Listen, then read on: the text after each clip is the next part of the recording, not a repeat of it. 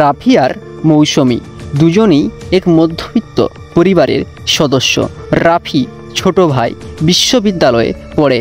মৌসুমী রাফির বড় ভাই আদিলের স্ত্রী। সংসারে তারা তিনজনেই থাকতো একসাথে। মা আগেই মারা গেছেন, বাবা থাকেন গ্রামের বাড়িতে। আদিল চাকরির সূত্রে শহরের বাইরেই বেশি থাকতেন।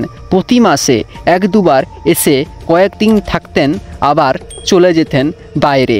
সংসার হাল ধরে রেখেছিল মৌসুমী। রান্নাবান্না, বাজার, ঘরদোর সব কিছুই সে দেখাশোনা করত। রাফি স্বভাবে খুব ভদ্র, চুপচাপ ছেলে, কিন্তু সেই চুপচাপ ছেলেটার ভিতরে যে গভীর ঝড় চলছিল সেটা কেউ জানতো না। মৌসুমী তার দেওর রাফিকে নিজের ভাইয়ের মতোই দেখত। ধীরে ধীরে সে রাফির ভেতরের সংবেদনশীলতা, ভদ্রতা আর সহানুভূতির প্রতি আকৃষ্ট হয়ে যেতে শুরু করে।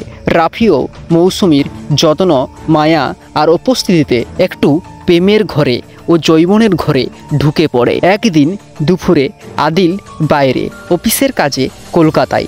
মৌসুমী এক মনে রান্না করছে, রাফি পড়াশোনায় বসেছে। হঠাৎ মৌসুমী এসে বলে, রাফি, তুমি আমার খুব আপন হয়ে গেছো। কখন যে তোমাকে নিজের মতো করে ভাবতে শিখে ফেলেছি বুঝতেই পারিনি।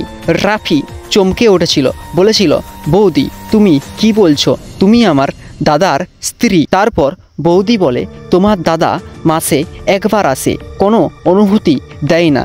আমি কি মানুষ না? রাফি কোনো জবাব দিতে পারেনি। মৌসুমীর কণ্ঠে ছিল গভীর অভিমান, চোখে জল। সেই শুরু। দিনে দিনে কথাবার্তা, আড্ডা, একসাথে চা খাওয়া, মোবাইলে গোপন মেসেজ। এ সময় জমে উঠল এক ধরনের সম্পর্ক যার নাম ভালোবাসা নয়, সেটা ছিল নিষিদ্ধ আকর্ষণ বা পরকীয়া। এরপর কিছুদিন সব কিছুই ভালো চলছিল গোপনে, কিন্তু গোপন কোনো কিছুই চিরকাল গোপন থাকে না। একদিন হঠাৎ আদিল অফিসের কাজ বাতিল করে বাড়ি ফিরে আসে। তখন বাজে রাত 1টা। দরজা বন্ধ ছিল।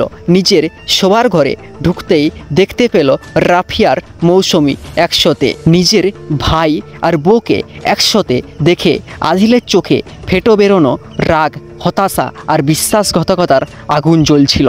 আদিল বলে, তুমি? রাফি, আমার ভাই আর আমার বউ একসাথে রাত কাটাচ্ছে, তারা নাকি পরকীয়ার সম্পর্কে জড়িয়েছে। সে অবাক, সে বলছে আর হাসছে। তখন মৌসুমী চুপ, আর রাফি বলার কিছু ভাষা না পেয়ে ঘর থেকে বাইরে বেরিয়ে যায়। আবার সেই রাতে আদিল মৌসুমীকে ছেড়ে চলে যায়। পরে ডিভোর্স হয় তাদের।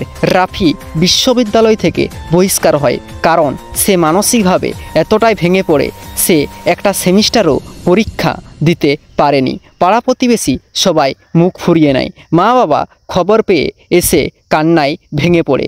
মৌসুমী একা হয়ে যায়। রাফি তাকে বিয়ে করেনি, কারণ তার ভিতরে ভিতরে সে নিজেই বুঝতে পেরেছিল এই সম্পর্ক নোংরা, এই প্রেম পাপ।